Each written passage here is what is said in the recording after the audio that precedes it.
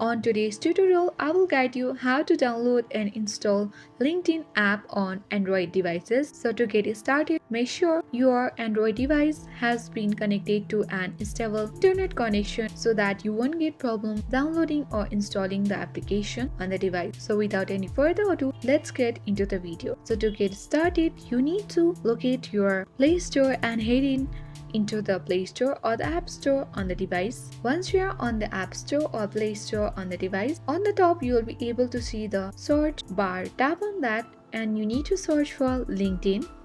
Once you have typed in LinkedIn, you need to tap on the blue button that is shown on the keyboard here. After you have done that, you will get access to this search result page where you will be able to see the LinkedIn application. Make sure the LinkedIn application must be look like this, that is highlighted in blue and white in color. After that, tap on the install option.